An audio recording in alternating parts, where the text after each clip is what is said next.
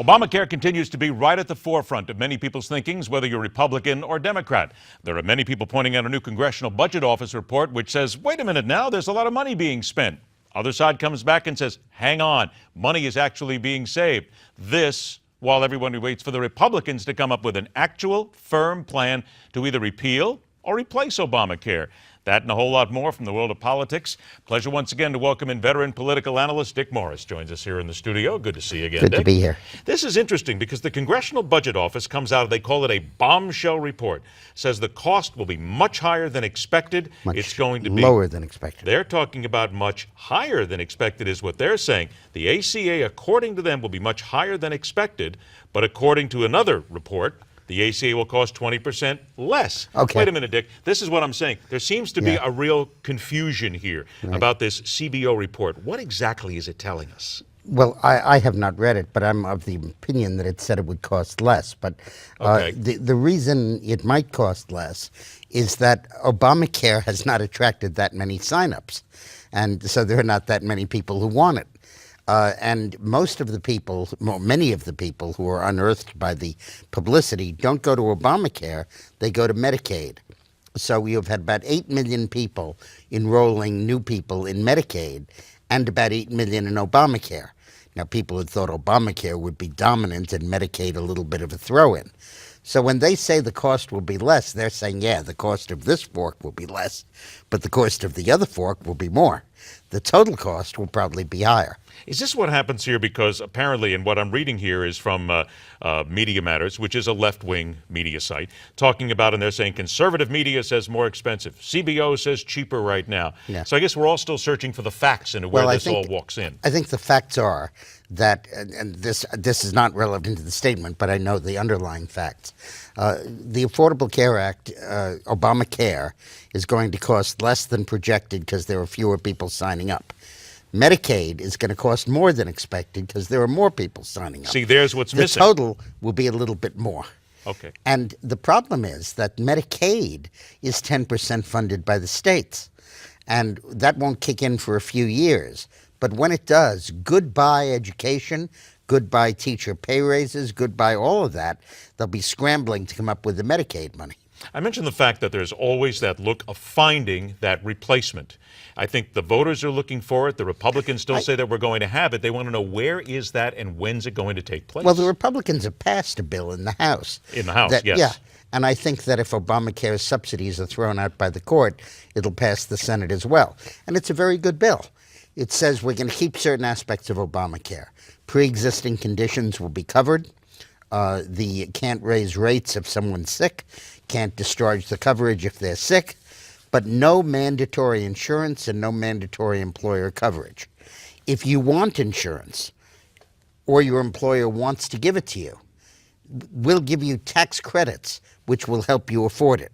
And if you're really sick, we'll put you in Medicare where everything is paid for.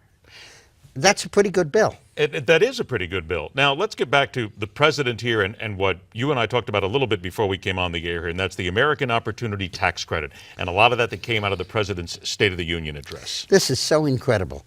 And, you know, because I've been in the White House and been in the State of the Union prep process, to think that one of his major proposals that he featured in the speech, he obviously didn't vet with the Democrats in Congress. Because when they saw it, they raised hell and they made him back off it. Back in the Reagan era, they set up something called education opportunity accounts, where you could deposit money and it would earn interest, and then you could withdraw it for education expenses. Now, Bush made the interest tax-free. Obama said, I'm going to repeal the tax-free treatment, so you pay taxes on the interest. And this was supposed to help the middle class. This is what a middle-class program. And the middle class raised hell, and Nancy Pelosi got on the jet when Obama was flying from India to Saudi Arabia and beat him up the whole trip and said, you can't do this. Our constituents are going crazy. And he repealed it. He backed off it. He dropped it.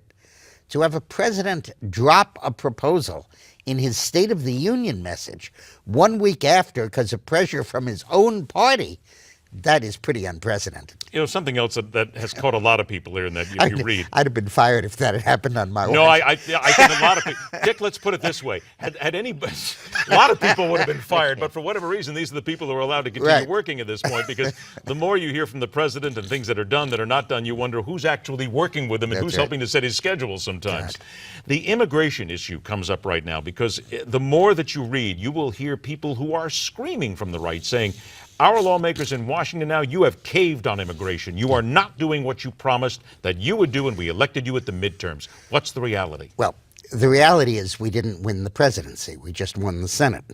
And we didn't win 60 votes in the Senate, much less 66, which is enough to override a veto. Right. Which means we're still basically in the same position we were at last October. And we can pass a one-house bill. Now we can make it a two-house bill, but we can't get 60 votes and we can't override a veto. So the conservatives want the Republicans to defund Homeland Security and hold it hostage for immigration reform. And Obama will go through the same thing. He'll close it down. The border guards won't get paid. Applications won't be processed. People will be released from prison. And the right wing will look crazy. Ultimately, we have to realize that we did win a victory, but we didn't win the whole game. And we have to keep our efforts within that limitation. And I think that ultimately the amnesty will be destroyed. I think the next president will be Republican, and I think he will roll that amnesty back. Well, I think what you can't do it till you win the election. What you just said there, I think, needs to be pointed out. This is not as if it's a complete surrender, it's a walkaway. There are strategies in Washington, D.C. There are times when you have to pull, you got to push back a little bit. It's what elections are for. And a lot of people oversold the capture of the Senate. Now, the capture of the Senate is very helpful. For example, it may pass Keystone and may even be overridable.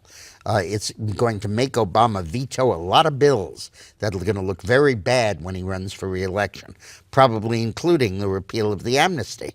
But ultimately, it's no replacement for winning the presidency. But they still have to play the game of politics. Right. No matter how you look at it. And you still have to tell the people. The underlying reason for this is that these Republicans come from districts where they never have to worry about a Democrat beating them, just another Republican in a primary. All right, let's remind everybody that we continue to tell you about it. It is a book that you absolutely must get your hands on because it tells a little bit about what goes on inside Washington. It is Obama's Dangerous Plan for a One-Party Nation, co-written by Dick Morris. The book is Power Grab. Dick, always a pleasure to have you on the show. Thanks a lot. All right, coming up, Americans need a better guideline when taking a family to the movies. And we got a guest who wants Hollywood to do a better job of bringing Christian films to the major screens. That and so much more coming up as we continue right here on MidPoint.